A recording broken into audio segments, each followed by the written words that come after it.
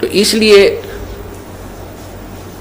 हमें दिशा ठीक ना मिलने से हम भ्रमित हो गए और परमात्मा से दूर होते चले गए, और परमात्मा से दूर होकर के हम विकारी बन गए। तो हमने क्या त्यागना है? बीड़ी, शराब, मांस, तम्बाकू को परित्याग करना है। चोरी, ठगी, जारी, लूट, खसोट, डाके, इनको त्यागना है। ये हमने त्यागने पड़ेंगे। उसके बाद जो हमारे ऊपर 4-5 और विकार लगा रखे हैं काल भगवान ने, काम यानी विषय वासनाएं, क्रोध, मोह, लोभ, अहंकार, ये जीव के बस का नहीं कि इनको त्याग सके। बीड़ी, शराब, मांस, तम्बाकू, चोरी, ठगी हम त्याग सकते हैं। इनको नॉर्मलाइज करने के लिए काम, क्रोध, मोह, लोभ, अहंकार, इसके लिए परमात्मा ने तरीके बताए हैं, विधि बताई है, इसका ट्रीटमेंट बताया है कि सत्संग विचार सुने, उनके ऊपर पूरा विचार करे, अर्थात ज्ञान। दूसरा भक्ति भगवान की, तीसरा दान।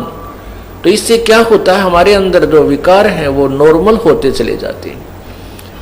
क्रोध भी कम हो जाता है, थोड़ा बहुत होता है तो वो सीमित सा रह जाता है, और पहले ज्यादा हो जाता था। भक्ति करने से इसमें इतना अंतर आता चला जाता है, और धीरे धीरे ये बिल्कुल जरा सा रह जाएगा, थोड़ी सी फूफा रह जाएगी। अब मन को ज्ञान रूपी रस्से से बांध दिया जाता है। ज्ञान रूपी, तत्व ज्ञान रूपी रस्से से मन को बांध दिया जाता है। जैसे कोई शरारती पशु है, बैल है, भैंस है, गाय है, उसको टाइट बांध दिया जाता रस्से से, तो वो उससे आगे हानि नहीं पहुंचा सकती।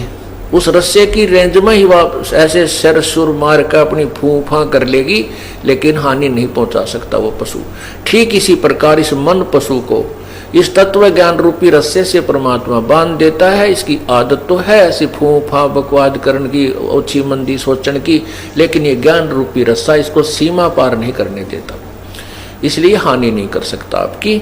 ये सब ये ज्ञान से ही रहेगा। अगर ज्ञान आप नहीं सुनोगे, सत्संग सुनने नहीं आओगे, या घर पे बैठ के सीडी वगैरह कैसेट एक आदि नहीं सुनोगे दिन में या दूसरे तीसरे दिन, तो ये मन जो है फिर भारी हो जाएगा, हैवी हो जाएगा आत्मा के ऊपर। आत्मा की खुराक है भगवान की चर्चा, मन की खुराक है संसारिक बातों में लीन रहना, बकवादें करना, रागनी सुनना, किसी की निंदा सुनना, और पर कई प्रकार की किसी प्रकार की चटपटी बातें शुरू कर दे, बड़ा प्रसन्न होकर सुनता है। और भगवान की जो कथा है वो केवल आत्मा को अच्छी लगती है। जब आत्मा तगड़ी रहेगी तो मन आत्मा के साथ रहेगा। एक बार गरीबदास साहिब जी, ये किसान थे, अपने घर बैठे थे, तो उनका एक किसान ही शिष्य था।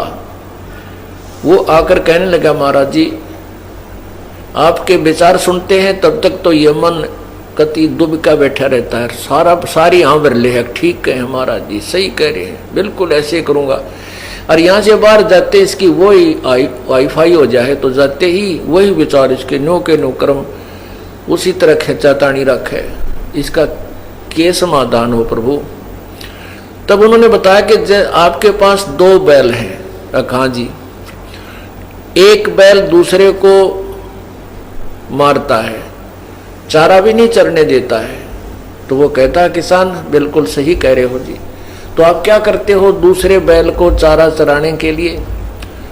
तो कहता जी, जैसे खेत में हम ले जाते हैं, एक टोकरे में इकट्ठा ही चारा चराना होता है, तो मैं डंडा लेकर बैठ जाता हूँ और या उसको करड़ा बांध देता हूँ टाइट, जो फूफा गड़ी करे दूसरे को खाने नहीं देता, तो उसको इतना टाइट बांध देता हूँ उसका मुंह उस टोकरे तक पहुँचता है और दूसरा आराम से खा लेता है। तो इसलिए परमात्मा कहते हैं कि मन और आत्मा 2 इकट्ठे जोड़ रखे हैं इस काल भगवान ने। ये 2 बैल है।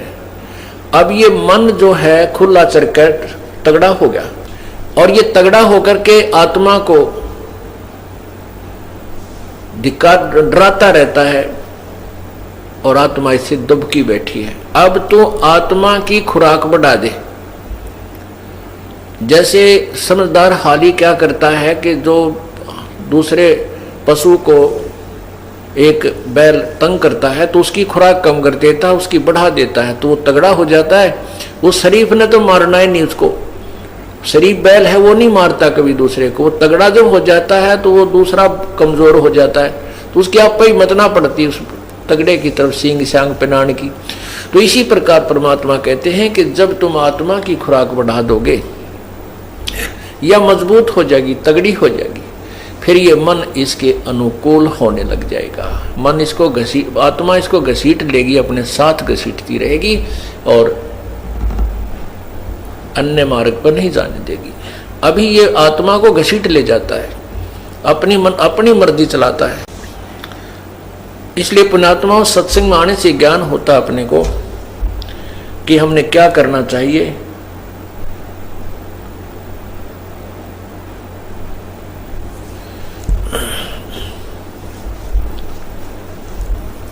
और जो धारणा हमने बना रखी है कि केवल बना रखी थी कि मोक्ष तो वही प्राप्त करते हैं जो घर त्याग जाते हैं, ऐसा कुछ नहीं है।